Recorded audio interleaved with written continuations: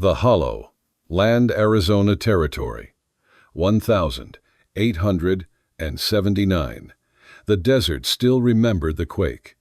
Hours after the shaking stopped, dust hung over Red Mesa like ghost smoke. Sunlight cut through it in crooked bars, painting the rocks the color of dried blood. Nothing moved but the wind, and one rider crossing the hollow land. Cole Madrin rode slow, head bent beneath a broad hat crusted with salt. The horse, an aging gray mare named Penny, took careful steps between the stones. Each hoof sounded too loud in the silence, as if the world were holding its breath. He had been alone a long time, long enough to mistake stillness for peace. Once he'd fought in a war that turned men to dust and brothers to strangers. Afterward, he built himself a cabin in a canyon no one wanted, a place where even echoes grew tired. There he worked, ate, slept, and tried not to remember the rest. Before we dive deeper into this tale of dust fire and the mercy that survives between them, tap that heart, follow the trail, and tell me in the comments where you're watching from. The West remembers its listeners. The mare stopped suddenly, ears twisting toward the cliffs. A sound had leaked into the quiet, something brittle, human. Cole lifted his head. At first he thought it was only the wind sliding through rock splits. Then it came again, faint, but shaped like a cry. He pressed his heels to Penny's flank and turned toward the echo. The canyon narrowed, fast walls climbing on either side. Broken slabs of sandstone littered the floor, fresh fall. The quake had gutted a ledge here, leaving raw wounds in the stone. That's where he saw her. A woman lay half buried at the base of the collapsed dust, coating her skin to the same hue as the earth. Her hair was black and tangled with grit. From the waist down, she was trapped beneath a mess of boulders. Every breath came sharp and shallow, the kind of breath that knew time was running thin. Cole swung from the saddle. His boots struck gravel. The sound carried like a gunshot. "Easy," he called, voice low, unsure if she even heard. Her eyes opened, a startling, lucid brown, alive with both fear and fury. "Don't move the top one," she rasped. "It'll fall." So she still had sense. That was good. He knelt beside her, studied the jam of rock. The largest piece balanced on two smaller ones. Pull wrong, and it would crush her outright. The air smelled of hot iron and something sweet, blood mixing with dust. He slid his fingers under the edge. Heat seared his palms. When did happen? Morning, when the ground broke. All right. He looked back at Penny at the rope coiled behind the saddle horn.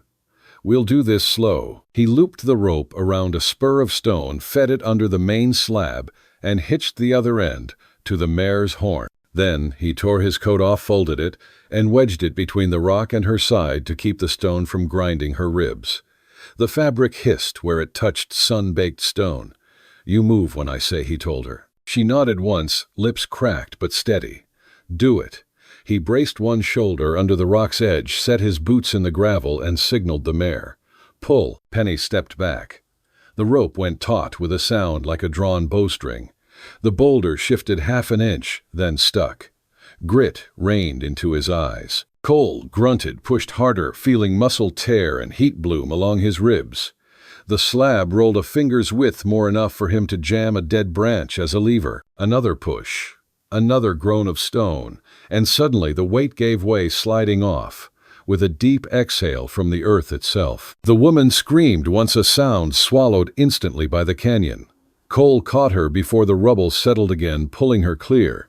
He dropped to one knee, dragging air through his teeth. His hands were bleeding, the backs flayed by grit. Her leg was a ruin of swelling and dust. He cut the hem of her torn skirt, checked for blood flow. Still there. He tore his sleeve, wrapped it tight. "Hold still," he said. Her eyes searched his face, measuring the man behind the voice. "Why, help me." He didn't look up. "Guess I still remember how." She tried to push herself upright. Pain folded her in half. He slipped an arm behind her shoulders, lifted her gently. She was lighter than she looked, bones and determination. "Name?" he asked. "Ayanna," she whispered. "Yours, Cole." He adjusted the bandage, tightening it with a knot that would hold. "You can curse me later." A tremor ran through the canyon, smaller but enough to send pebbles skipping. He glanced upward. Cracks spidered along the cliff face, whispering threats. They needed to move before the land changed its mind again. He hauled her into his arms. She didn't fight it this time. Her head fell against his shoulder hair, brushing the dried blood on his neck. He carried her toward the waiting horse, every step leaving a dark print in the dust. When he set her on the saddle before him, she grabbed the pommel with white knuckles. He climbed up behind one arm, circling her waist, to keep her steady. "You hang on," he said. Are you taking me somewhere the ground's done shaking?"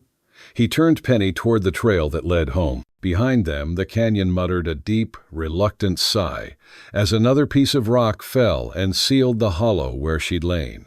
The sound chased them out into the open plain, fading under the beat of hooves. For the first time in months, Cole didn't ride alone. He could feel her heartbeat against his ribs, quick and fierce proof that he hadn't imagined her.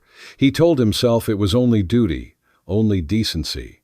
But the desert in its vast silence already knew better. The stranger's arrival.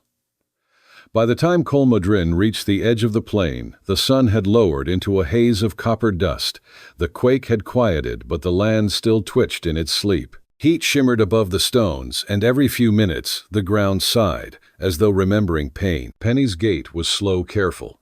The woman in front of him, Ayanna, leaned stiffly against his chest. Her breath came uneven, but she hadn't spoken since the canyon. Her skin burned with fever under the grit, and the smell of blood mixed with sweat and sun-dried leather between them. Cole kept his eyes on the trail, saying nothing. The desert didn't allow much talk. Once he might have prayed for her, but prayers had stopped meaning anything after the war. What mattered now was distance, putting miles between them and the broken cliffs. When they reached the first rise of Red Mesa, the light was fading fast. Shadows crawled across the rocks, pooling in the low places. From the ridge, the land dropped into a wide basin of dry grass, cut by a single creek that had long since forgotten how to run. His cabin sat beyond it, small and half-swallowed by the slope smoke already gone cold in the chimney. Ayanna stirred weakly, following his gaze. "You live. Out there, only place that lets me." Her mouth twitched, almost a smile, but not quite. "You must not like people." He didn't answer. Instead, he leaned forward, urging the mare down the incline. The horse picked its way through gravel and thorn scrub. Coyotes called in the distance, thin and hungry. Cole's hand stayed around her waist, steady, impersonal, but there. When they reached the creek, bed twilight had turned the sky to iron. The last light flickered across the water's ghost trace, where a trickle still moved under sand. He dismounted, tied the mare to a dead mesquite, then lifted Ayanna down. She stiffened when his arms closed around her, the instinct of someone who'd had too many things taken without asking. He set her on her good leg gently. "Can you walk? I can try." She took a step, then nearly collapsed. He caught her before she hit the ground. "Stubborn," he muttered. "Alive," she shot back, voice hoarse but sharp. That made him glance up. The fire in her eyes didn't match the ruin of her body. He liked that. It reminded him of soldiers who refused to die just because the ground told them to. He guided her across the last stretch of earth until they reached the cabin. The place looked smaller than he remembered, a squat shadow of pine logs, half buried under red dust. The porch leaned slightly, boards dry and cracked from years of Sunday. No one had crossed that threshold but him in nearly a decade. Inside, it smelled of wood smoke, old oil, and solitude. A rifle leaned against the doorframe. Rope, saddle, and tools lay where he'd left them months ago. He lit the oil lamp near the window. Its flame shivered, throwing long amber fingers across the room. "Sit." He pointed to the cot by the far wall. She hesitated, then lowered herself onto it. The bandage around her leg was soaked dark now. Cole pulled a tin from the shelf, an old army salve that smelled of turpentine and ash. He tore clean strips from a rag and crouched beside her. Her eyes followed his hands as he worked. Big hands, rough-scarred from rope burns and old fights, but steady. When the cold salve touched her wound, she flinched but made no sound. "You've done this before," she murmured. "More times than I wanted." For soldiers, he didn't look up. For ghosts, the words hung between them like smoke. Outside wind scraped against the shutter. He tied the last knot, then stood, wiping his hands. You need water." He poured from a dented canteen into a tin cup and handed it to her. She drank greedily, coughing halfway through. When she tried to speak, her voice cracked. "They'll come after me." Cole froze halfway to the table. "Who my father and the man he promised me to." Her eyes darkened. "He'll pay others to find me." Cole nodded once. "Then we'll keep the lamps low." "We?" she asked, testing the word. "You can't ride till that leg mends." "You'll stay here. I don't need your help." He turned to her fully, this time the lamp catching the worn lines of his face. "You already got it," he said. "Can't take it back." Ayanna stared at him, unreadable, then turned her face toward the fire. She didn't thank him, and he didn't expect it. Gratitude never lasted long in the desert. He busied himself with the stove, coaxing flame from the coals. The firelight threw his shadow across the wall, stretching long and crooked. When he finally looked back, she had gone. Still, her eyes half-lidded with exhaustion. He found a blanket, rough wool smelling faintly of pine, and laid it over her. Outside, the coyotes had gone quiet. Only the wind moved now, brushing against the roof like an old hand checking for weakness. Cole sat down at the table, poured himself a half cup of whiskey, and stared into it. He hadn't meant to bring her here. He hadn't meant to let anyone close again. But there she was, breathing under his roof, and for the first time in years, the silence didn't feel empty. It felt full of something he couldn't name. When he finally spoke, it was to the fire, not to her. "You were lucky I came through that pass." Her eyes opened just enough to see him through the flicker. "Then why were you there?" "Shortest route from Bisbee." "You live here alone, long time now." "Why?" she asked. He looked up, and for a moment, she caught the weight behind his silence, the kind that came from burying too many names. "Because I got tired of losing people." Neither said another word. The lamp dimmed as oil thin. Cole pulled the chair closer to the window rifle, resting against his knee. Outside, the moon rose pale over the ridge, washing the land in silver. He listened to her breathing settle into rhythm, watched her hand loosen against the blanket. Every sound in the room became a promise he hadn't made: the pop of wood, the creak of the floor, the slow turn of wind around the eaves. He stayed that way till dawn, eyes half open, waiting for the sun or trouble to find them first. The shelter morning came slow and colorless. The first light over Red Mesa was not gold, but ash, filtering through a sky rubbed raw by dust. Cole Madrin stepped outside before the sun cleared the ridge, breath fogging in the chill. The quake had stilled, but cracks striped the ground like veins under old skin. He ran a hand over Penny's neck, checking the mare's leg where the rope had burned it. "You did good," he murmured. The horse flicked an ear, unimpressed. A man needed something to talk to when words weren't welcome indoors. When he stepped back inside, Ayanna was awake. She sat upright on the cot, hair loose over her shoulders, staring at the single window. The bandage on her leg had darkened again, but her color looked better, less ghost, more grit. "You shouldn't move much," he said. "I'm not made of glass." He poured black coffee into a tin cup and set it near her hand. The steam rose between them like a fragile wall. She lifted it, carefully sniffed, then sipped. The bitterness drew a small, honest sound from her throat, a rough hum that wasn't quite approval. Cole pretended not to notice. He busied himself with the stove, stirring a pot of beans that had cooked down to a thick paste. The smell filled the room, chasing out the cold. Outside wind combed the grass in long sighs. The world looked the same, but everything in it had changed shape. Ayanna watched him over the rim of the cup. "You live like a ghost. Better than the other kind of company. You think ghosts don't talk back." He turned, met her eyes, and for the first time since the canyon, he smiled barely. "Not yet." She leaned back, studying the shelves, the worn saddle gear, the line of bullets on the table. "How long since you've had a woman here?" Cole's jaw tightened. "Long enough, that question sounds strange." "Then it's been too long." She wasn't flirting. Her tone was matter-of-fact, like naming a storm. He looked away first.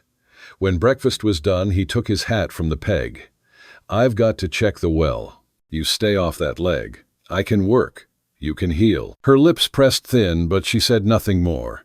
Cole stepped into the light and breathed in the dry air. The land spread out, empty, an endless red dirt thorn brush, and a sky that seemed to weigh the world down instead of lifting it. He checked the fence line, patched a post split by the quake, and listened to the silence that had once been his only friend. It didn't feel the same anymore. When he returned, Ayanna was sitting by the open-door sunlight, tracing her face through the dust. She'd found his knife and was carving a small piece of wood carefully, patiently, the way a prayer might be shaped. "What are you making something to remind the land I'm alive?" She held it up, a crude figure of a bird with one wing missing. "We leave these where the wind can see them," she said softly, "so it remembers us when we go." He nodded, unsure what to say. She set the carving on the windowsill and brushed the shavings from her skirt. The gesture was small, but it changed the room. He cooked again that evening, stew, this time the last of his dried goat meat with beans and salt. The smell drew her from the cot. She limped to the table without asking, sat opposite him and waited. He ladled the stew into 2 bowls, then filled the tin cups with water. They ate in near-silent spoons clicking against the metal. After a while she said, "Where's your family gone east? Or gone under? Why didn't you follow? Didn't fit? Too wild, too used up." She studied him. "The land likes men who've been broken. They don't lie to it." He looked up. "And women. They listen." The fire popped between them, flaring gold and red. The air smelled of smoke and damp earth, the kind of scent that made the desert feel almost merciful. Later she insisted on washing the dishes. He argued, once gave up. She moved slow, careful, not to twist her leg, each motion deliberate. Watching her, he realized how long it had been since another human sound filled the cabin besides his own boots. When night fell, the wind rose again. It rattled the shutters, lifted the edge of the roof's tar paper. Cole went outside to fasten the latch. The stars were out hard and clear. Somewhere beyond the ridge, thunder grumbled far off, but moving closer. He stood there for a while, hat in hand, until he heard her voice behind him. "You don't sleep." He turned. She stood in the doorway, wrapped in his spare blanket hair lit silver by the moon. "Not easy," he said. "Too many noises that ain't the wind." She stepped onto the porch barefoot. The wood creaked under her weight. "In my language," she said, "we call the night wind Nalishki, the one that remembers. It carries names for those who forget themselves." He looked at her, the faint smile that played on her lips, as if she were translating a secret she didn't entirely trust him with. "What's it carrying tonight?" he asked. She tilted her head. "Maybe yours." For a long moment they stood without speaking. The thunder rolled again, closer now, and a faint smell of rain drifted from the mountains. She turned first, limping back inside. He followed. After a breath, closed the door and dropped the latch. The lamp still burned low, and her small carved bird cast a broken shadow on the wall. She eased back onto the cot, facing away from him. "You can keep watch," she said quietly, "if it helps." "It helps." Her breathing steadied within minutes, slow and even. Cole sat in the chair, rifle across his knees, eyes half open. The rain began before midnight light at first, then heavier, tapping the roof in a rhythm older than either of them. He listened to it until it blended with her breathing and the slow beat of his own heart. The land outside smelled clean again, washed of its fear. For the first time since the war, Cole Madron slept, sitting upright, because someone else was inside his house, and for once, that didn't feel like danger. It felt like shelter, the bond of work. Days slipped into a rhythm made of small sounds, the scrape of boots, the clatter of tin, the sigh of wind pushing against the canyon. Time didn't move the same in the desert. It expanded, stretched between sunrise and dusk like a rope slowly fraying. Ayanna healed slower than she liked. The swelling in her leg went down, but every step still burned. She refused to stay idle. One morning Cole came in from tending the horse to find her sweeping the cabin with a bundle of sage tied at the end of a stick. "You trying to stir up ghosts?" he asked. "Already live here," she said. "I'm just making room." The scent filled the room, earthy, sharp, clean. It clung to the walls, chased out the stale whiskey and sweat. Cole didn't stop her. He figured the ghosts could use a little rearranging. By the third day, she could limp short distances without leaning on the table. She used that strength to clean, stack the firewood, scrub the cups, folded the blankets he never bothered with. Cole watched her, sometimes quiet and unsure what to make of it. He'd built the cabin to keep the world out. Now the world had moved in, humming under her breath while she worked. When he offered to help, she waved him off. "You fix what's outside. I'll fix what's in." He nodded and went. She had a point. Outside, the sun worked its cruel art again, bleaching the sky until it turned white. Cole patched fence posts, mended the roof seam, checked the traps along the ridge. Each task was simple, predictable, the kind of work that left no room for thought. But he found himself thinking anyway. About her. About how she'd looked when he'd first seen her in the canyon, half buried, half alive. And how that same fire still lived behind her eyes even now. When he came back at dusk, the cabin smelled of cornbread. Ayanna stood by the stove, hair tied back with a strip of cloth.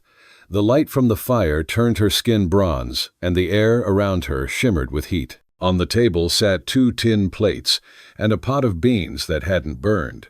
It looked like home, an illusion maybe, but a kind one. "You cook?" he asked. "I remember how to feed people who work," she said. "Sit." He did, though it felt strange being told. She ladled food onto his plate, then hers, then sat across. They ate slow, the kind of silence that meant comfort, not distance. After a while, she looked up. "You don't smile much." He chewed, swallowed, forgot how. "Then I'll remind you." The corner of his mouth lifted despite himself. It wasn't a smile yet, but it was a start. That night, the wind shifted. A cold front came down from the north, and with it the smell of rain again. Cole stacked the last of the wood inside. Ayanna sat near the hearth, sewing the rip in his duster where the canyon rocks had torn it. "You don't have to do that," he said. "I do," she replied simply. "I tore it." He watched the motion of her hands, quick and precise. The needle flashed silver in the firelight. She didn't speak while she worked. Neither did he. The silence between them had changed again. It wasn't empty anymore. It was shared. When she finished, she held the coat out. "Good as new." "Better," he said. "Never had anyone mend something for me before." She studied his face, searching for the truth in it. "Then you've been alone too long." He didn't argue. The next morning, Cole showed her how to feed Penny, how to check the hooves for stones, how to brush dust from the mare's coat without spooking her. Ayanna listened, hands steady, eyes bright with a focus he hadn't seen in years. "She likes you," he said. "I was good with horses once," she replied. "Before everything." He wanted to ask what everything meant, but didn't. She wasn't ready, and he didn't want to push. Instead, he handed her the brush. "Then she's yours to care for." Ayanna's mouth curved, not quite a smile, but close enough to catch the morning light. They spent the next days in a quiet partnership. She learned to grind corn by hand, to split kindling without bending her knee. He taught her to set snares along the ridge and how to tell snake holes from fox dens. She laughed once when he tripped over a root. The sound startled him, bright and alive against the hush of the land. At night, they ate by the fire. Sometimes she spoke of her home of red clay huts along the river, of her mother's songs, of how the stars there seemed lower, nearer. Cole listened, tracing the edge of his cup. When she asked about his past, he said little. Just the war, a brother, a farm that burned. "Do you still dream of it?" she asked. "Only when it's quiet." "Then you dream all the time," she said softly. He didn't deny it. One evening, as the sun bled into the mesa, Cole saw her outside near the porch, balancing on one good leg, watching the horizon. Her hair moved in the wind, loose and black against the dying light. He came up beside her. "What do you see out there?" "Freedom," she said. "And everything that wants to take it back." He followed her gaze. The desert stretched endless gold, fading into purple shadow. It was beautiful and cruel in the same breath, just like the people who survived it. "They'll come looking," he said quietly. "I know. Then we'll be ready." She turned to him, eyes steady. "You keep saying we. You could still ride out, leave me." He met her gaze. "I could, but you won't." He didn't answer, but the silence was enough. That night the coyotes came closer than usual, their cries circling the cabin in ragged harmony. Cole took his rifle, stepped outside. The moon hung sharp above the ridge. He scanned the dark, saw nothing but movement in the grass. When he turned back, Ayanna stood in the doorway, the lamplight behind her outlining her shape. "You shouldn't stand," he said. "I can't sleep." He lowered the rifle. "You scared?" She shook her head. "Not anymore." He studied her face, the calm there, the defiance. "Good," he said. "Then we'll both rest easier." She lingered a moment longer, then stepped back inside. He followed after a while, closed the door, and dropped the latch. The air in the cabin was warm, rich, with smoke and breath, and the faint sweetness of her herbs drying above the hearth. When Cole finally lay down, he heard her murmur something in her language, soft, melodic, untranslatable. A prayer, maybe, or a promise. He fell asleep to the rhythm of her voice and the slow pulse of rain starting again on the roof, steady as a heartbeat. The threat returns. The calm held for 7 days. The sky had softened, trading its burn for blue. Wind moved gentler through the mesquite, carrying the smell of wild sage and the dry sweetness of thawed earth. Cole fixed the fence line. Ayanna tended the mare and the herbs drying above the hearth. The days were quiet enough that they forgot what fear sounded like. Until the morning, the wind changed. Cole woke before dawn as always. He stepped outside the world still gray with sleep. The air carried a scent he hadn't felt in months, iron and ash like gunpowder remembered. He crouched near the porch, ran his fingers across the dirt. Tracks. 3 horses, heavy riders. The prints were shallow near the ridge, fresh before last night's rain. He straightened, jaw tightening. Inside, Ayanna stirred, sensing something in his silence. "What is it, riders?" he said. 2, maybe 3. Her hands froze over the cup she was holding. "Mine, maybe. Maybe not. Either way, we don't wait to find out." He moved, quickly checked the rifle. The extra rounds, the pistol he'd taught her to use, but hoped she'd never touch again. She followed his movements with calm precision, fear buried under control. She'd run long enough in her life to know what preparation meant. "You think they know this place?" she asked. "No one does unless they're lost already." He looked at her, the faint tremor in her hands as she tied her braid back. "Stay close to the door. If I say run, you run. No arguing."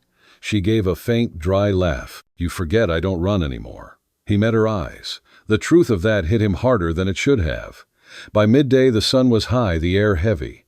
Not a sound broke the stillness, not bird, not insect, not even wind. The silence felt carved, deliberate. Then, faint and distant, came the echo hoofbeats.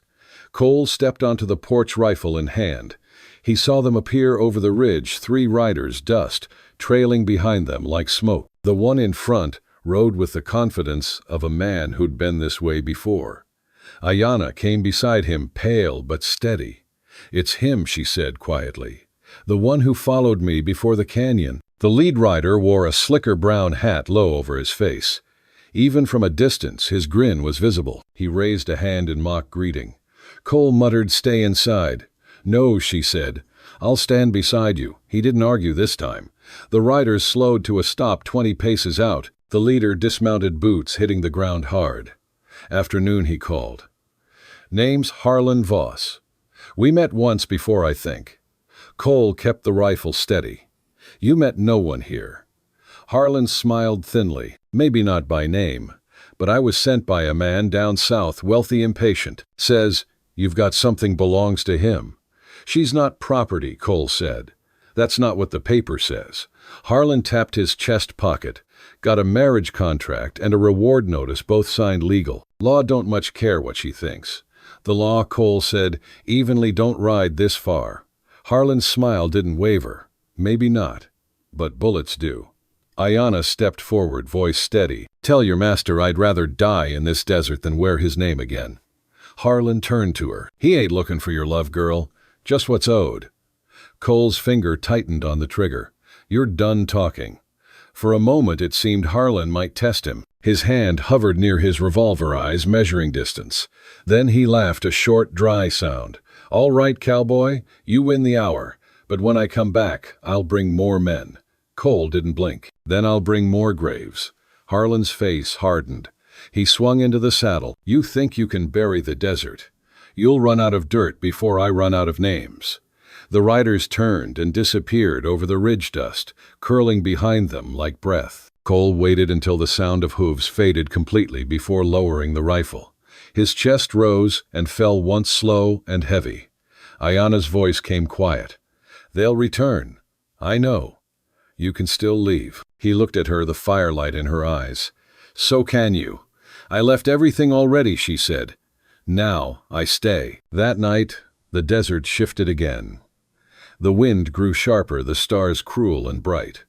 Cole oiled the rifle, cleaned the pistol, and stacked boards against the door. Ayanna boiled water, washed the blood from her bandage, and gathered herbs into small bundles. They worked side by side, no words wasted. After a while she said, "You could have shot him. I don't shoot men walking away. Mercy, practicality. Dead men draw flies.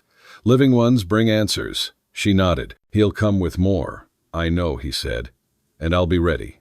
She watched him, his movements exact, efficient, his silence louder than thunder. "You've done this before, too many times, and it never gets easier." He paused, looked at her.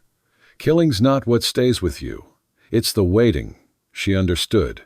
She'd lived her whole life waiting for something that looked like freedom. Rain began near midnight, thin and cold.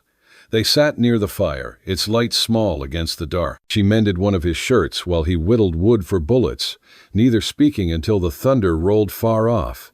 Finally she said, "You risk yourself for me." "Why?" He hesitated. "Because I know what it feels like to be hunted. By who memory?" The fire cracked. Shadows climbed the walls like smoke. She looked down at her hands, then said softly, "If they come again, I won't hide behind you." He nodded once. "You'll need a weapon then." He reached into the drawer, pulled out a small pistol, clean oiled, cold. He placed it on the table between them. She stared at it, uneasy. "I've never used one." "Then you'll learn. Tomorrow." He leaned forward, met her eyes. "You shoot to survive, not to prove something. Understand?" She nodded, voice steady. "Now I understand." They didn't sleep much. The wind rose higher toward dawn, dragging sand across the plains. Every creak of wood, every brush of rain against the shutters sounded like hooves in the dark. But they stayed ready, two silhouettes, against the firelight side by side, watching the door, waiting for the storm, or the men, or whatever came first. The desert outside was silent again, pretending to sleep. Inside, two hearts kept watch. Defiance. The desert went silent before dawn. Cole Madrin knew that kind of quiet, the way the air thinned, the animals vanished, and even the wind forgot to breathe. Trouble was coming. You could feel it crawl through the dust before it showed its face. He stepped onto the porch, rifle slung low, eyes sweeping the horizon. Red Mesa looked still, the same broad sweep of stone and sage as always, but the light had changed, too flat, too sharp. The kind of light that made a man's nerves itch. Inside, Ayanna was awake. She'd been up all night. The pistol on her lap, the bandage around her leg now, a dark stain of effort. She looked at him through the doorway. "Is it time?" He nodded once. "Soon." "How many more than before?" She drew a slow breath, fingers tightening on the grip. "Then let's finish it." Cole turned to her, the smallest flicker of pride cutting through the dread. "You sure you're ready?" "I stopped being scared in that canyon." He almost smiled. "Good." They worked in silence, the kind of silence soldiers knew. He checked the rifle, the rounds, the backup pistol he'd kept under the floorboard since before the war. Ayanna filled water buckets, stacked kindling near the door, then tied her hair back tight so it wouldn't fall in her eyes.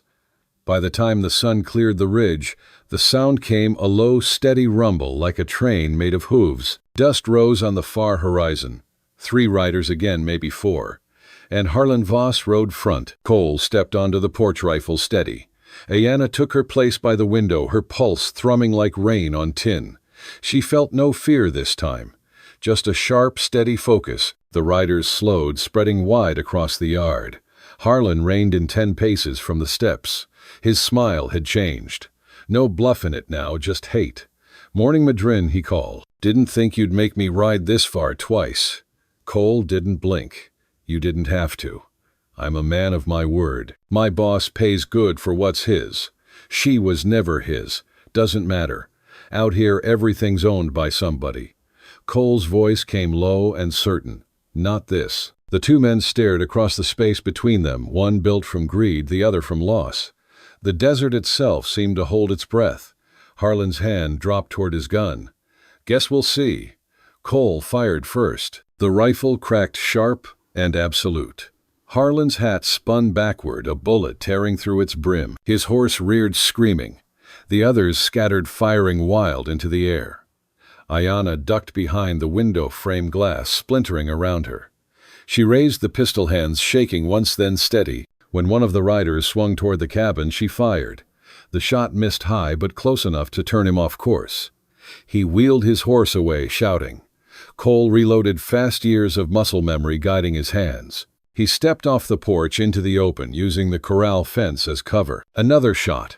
One man fell. Dust rose red mixed with gray. The air filled with the smell of gunpowder and rain.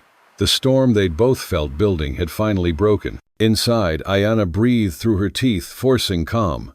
She saw one of the riders circle wide, trying to flank him. "Left ridge," she shouted. Cole pivoted, firing before the man even cleared his aim. The bullet caught him clean. The horse bolted riderless into the scrub. Only Harlon remained, now crouched behind a boulder, blood soaking his sleeve. His voice carried rough through the wind. "You can't win, Madrin. You think she's worth dying?" For Cole's voice came back calm, almost gentle. "I ain't dying today." "Then she will." Harlon broke cover, revolver raised. Cole dropped to one knee, exhaled slow, and fired. The rifle kicked once. Harlon jerked backward and fell hard, his gun skidding from his hand. The echo of the shot rolled through the canyon, slow and final.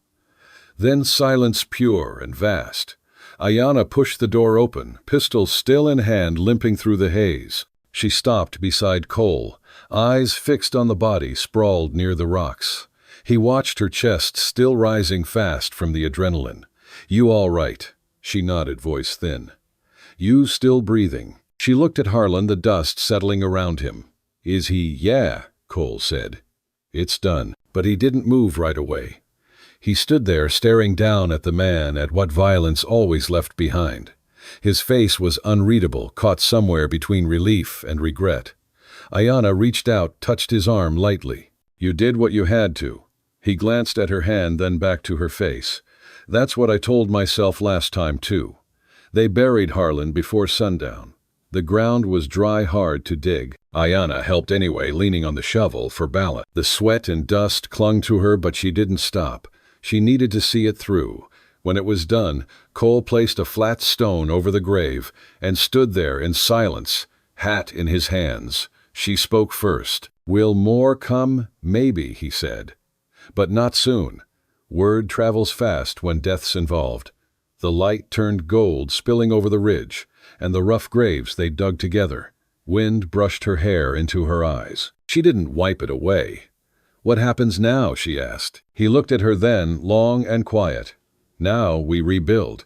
She studied his face, lined and tired, but calm for the first time since she'd met him.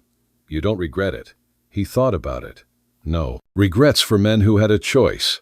She smiled faintly. "Then we keep what's ours." He nodded. "That's the plan." That night the fire burned low. The smell of smoke clung to everything. Cole sat near the door, rifle across his knees. Ayanna dozed by the hearth, one hand resting on her chest, breathing deep and even. Outside, the coyotes began to call again, distant, almost mournful. The world had found its sound once more. Cole leaned his head back against the wall.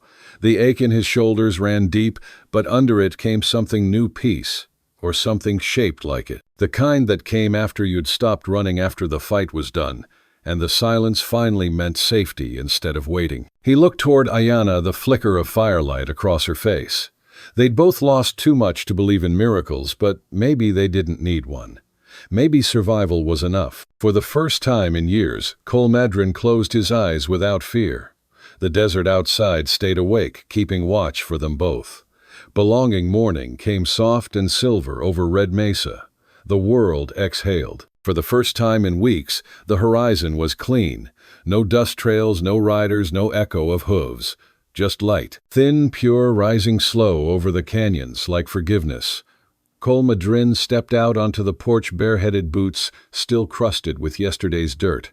The air smelled of wet sage and the faint sweetness of mesquite smoke. Behind him, the cabin creaked as it settled into peace, its old bones finally still. He carried the rifle out of habit, but it hung loose in his hand now. Not like a weapon, like memory. Inside, Ayanna stirred. Her hair, undone from its braid, fell across her shoulders like